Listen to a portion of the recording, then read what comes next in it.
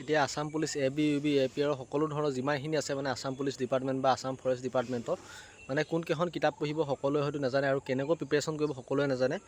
যিকেইখন কিতাপ আছে মানে কমন বুক সকলোৱে পঢ়ি সেই কিতাপকেইখন সকলোৱে পঢ়ি পিনে মানে জব পাইছে। আসাম পুলিচৰ জব নোপোৱাকৈ নাথাকে, মানে পাবই যে 100% চিয়'ৰ, বুজিছেনে। যিকেইখন কিতাপ পঢ়িম আপোনালোকে যোনকেইজনে চাকৰি পাইছে তেখেতলোকক লাগে সুধি চাব সেইকেইখন তেখেতলোকে পঢ়িছেনে নাই। আৰু মই যিহেতু আগতে বহুত ধৰণৰ ভিডিঅ' বনাইছিলোঁ ইউটিউবত আপোনালোকৰ, তেতিয়া বহুতে সেই কিতাপকেইখন ফ'ল' কৰি এতিয়াও বৰ্তমান অসম পুলিচত চাকৰি কৰি আছে, বুজিছে নহয়। মই যিখিনি এডভাইচ দিছিলোঁ মানে যিখিনি কিতাপ পঢ়িবৰ কাৰণে মই আপোনালোকক কৈছিলোঁ সেই কিতাপকেইখন পঢ়ি মানে 90% কেণ্ডিডেটে মানে কি মোৰ চেনেলৰ পৰা চাকৰি পাইছে। আপোনালোকে কমেণ্টত দেখিবই চাগে, আগৰ কমেণ্টবিলাক ভিডিঅ'বিলাক চাব। চ' বহুতে জানে সেইকেইখন কিতাপ পঢ়িলে যে বহুত কমন পৰে বুলি। চ' সেইকেইখন কিতাপৰ ওপৰত ক'ম। হাজাৰ হাজাৰ ল'ৰা ছোৱালীয়ে মানে কি সেইকেইখন কিতাপ পঢ়ি অকল পুলিচ বুলিয়ে নহয় বেলেগ বেলেগ ডিপাৰ্টমেণ্টতো চাকৰি কৰি আছে। আৰু কি ধৰণে মানে আপোনালোকে পঢ়িলে এতিয়াৰ পৰাই ধৰি লওক আপোনালোকে প্ৰিপেৰেশ্যন কৰিলে আপোনালোকে চাকৰি পাব, বুজিছে নহয়। আপোনালোকে কেনেকৈ পঢ়িব লাগে কি কৰিব লাগে সেইখিনিও জনাম। আৰু বহুত কেণ্ডিডেটে এতিয়া মানে মোক মানে কি আপোনালোকৰ কাট অফৰ কথা মানে সুধিলে, যিহেতু এতিয়ালৈকে বৰ্তমান ফিজিকেল ষ্টাৰ্ট হোৱা নাই। চ' কাট অফৰ কথা এতিয়া ক'ব নোৱাৰি। আৰু যিহেতু পষ্ট কম থাকিলে কাট অফ হাই হ'বই, যিহেতু কেণ্ডিডেটৰ ওপৰত ডিপেণ্ড কৰে কাট অফটো। পষ্ট কেণ্ডিডেট আৰু সকলোখিনিৰ ওপৰত ডিপেণ্ড কৰি কাট অফটো হয়। চ' আপোনালোকে যেতিয়া এক্সাম হ'ব, যেতিয়া ফিজিকেল হ'ব, তাৰ মাৰ্কবিলাক এনালাইচিছ কৰি আপোনালোকক মই কাট অফ তেতিয়ালৈ জনাব পাৰিম, বুজিছে নহয়। চ' এতিয়াৰ পৰাই জনাব নোৱাৰিম, এতিয়াৰ পৰা মানে আপোনালোকৰ গম পোৱা নাই, যিহেতু যেতিয়া ফিজিকেল হ'ব, ফিজিকেল হ'লে আপোনালোকক মই কাট অফখিনি কিমান মাৰিব পাৰে সঠিক উত্তৰটো দিব পাৰিম, বুজিছে নহয়। চ' এতিয়া প্ৰথম কি কিতাপ পঢ়িব আপোনালোকে, কেনেকৈ প্ৰিপেৰেশ্যন কৰিলে আপোনালোকে অসম পুলিচৰ যিকোনো এটা চাকৰি ল'ব পাৰিব। যিখন কিতাপ পঢ়ি হাজাৰ হাজাৰ ল'ৰা ছোৱালীয়ে আপোনালোকৰ অসম পুলিচত বৰ্তমান এতিয়া চাকৰি কৰি আছে, বুজিছে নহয়। চ' আপোনালোকৰ কাৰণে মই এই কিতাপকেইখনৰ কথা ক'ম, যিকেইখন কিতাপ আপোনালোকে কিনিলে 100% মানে কমন পাবই।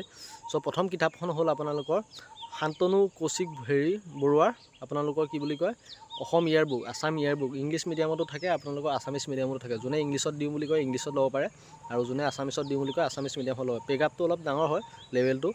চ' আপোনালোকে সেই কিতাপখন চাই ল'ব। অসমৰ হিষ্টৰী যিমান আছে, অসমৰ A to Z কুৱেশ্যন আপোনালোকে তাত সোমাই থাকিব, বুজিছে নহয়। চ' আপোনালোকে অসম ইয়াৰ বুকখন ল'বলৈ চেষ্টা কৰিব। অকল অসম পুলিচতে নহয়, সকলো ধৰণৰ এক্সামত, অসমৰ এক্সামত আপোনালোকৰ সেই কিতাপখনে কাম দিয়ে। আৰু ছেকেণ্ডখন হ'ল নতুন জানানে, শান্তনু কৌশিক বৰুৱাই আপোনালোকৰ নতুন জানানে আৰু এখন কিতাপ আছে, যিখন অলপ পেগাপটো হেৰিটো সৰু হয়, ভলিউমটো সৰু হয় অলপ। চ' এইখন কিতাপৰ পৰা আপোনালোকে বহুত কমন পৰে। এইটো জিকে ক্ষেত্ৰত কৈ আছোঁ। চ' আপোনালোকে সেই দুখন কিতাপ কিনিবলৈ একদম নাপাহৰিব। আৰু লগতে আপোনালোকে কম্পিটিটিভ এক্সামত যোনবোৰ টিক মাৰ্ক দিয়া নিচিনা কুৱেশ্যন থাকে যে, তেনেকুৱাও 4-5খন গাইড বুক কিনি ল'ব, বুজিছে নহয়। তাৰ বাহিৰেও আপোনালোকে ইউটিউবত চাব। প্ৰথম কথাটো ইউটিউবতো চাব, যিকেইখিনি কথা কৈছোঁ। তাৰপিছত টেলিগ্ৰামত কুইজ আছে, টেলিগ্ৰামৰ গ্ৰুপবিলাকৰ এড হৈ লৈ যাব। আসাম পুলিচৰ টেলিগ্ৰামত কুইজ চলিব। চ' আপোনালোকে 100% জিকে চেপ্টাৰটো আপোনালোকে এইখিনিৰ পৰা কভাৰেজ কৰিব পাৰিব, বুজিছে নহয়, অসম পুলিচৰ এক্সামৰ ক্ষেত্ৰত। আৰু ছেকেণ্ডটো হ'ল মেথছটো। আপোনালোকৰ যিখিনি মেথছৰ চেনেল আছে, জ্ঞানজ্যোতি বুলি আছে, তেনেকুৱা আপোনালোকৰ যিমানখিনি মেথছৰ চেনেল আছে, আপোনালোকে মেথছত ইউটিউবত চাৰ্চ কৰিলে আসাম পুলিচৰ ভাল ভাল টপ চেনেলকেইটা পাব। লাৰ্ণিং উইথ SPK বা আৰু তেনেকুৱা আৰু কেইটামান আছে আপোনালোকৰ। জ্ঞানজ্যোতি বুলি কয়, তাৰ বহুত কমেণ্ট পৰে। সেইটো চেনেলটো এতিয়া বৰ্তমান বন্ধ হৈ আছে, যিহেতু সি এতিয়া চাকৰি পালে। চ' সেইকাৰণে সেইটো চেনেলত আপোনালোকৰ ভিডিঅ' নিদিয়া হ'ল।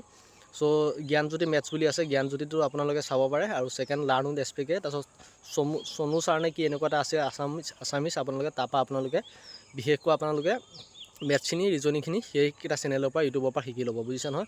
আৰু থাৰ্ড আপোনালোকৰ ইংলিছ গ্ৰামাৰটো অলপ জানেই, যিহেতু জানিলেও মানে কি আপোনালোকে কি কৰিব লাগিব, শিকিব যোনবিলাক আৰ্টিকুল প্ৰিপ'জিশ্যন এইবোৰ মানে আপোনালোকে সৰু যোনবোৰ এন'নেমছ চিন'নেমছ এইবিলাক আপোনালোকে এটা দুটা চাই যাব।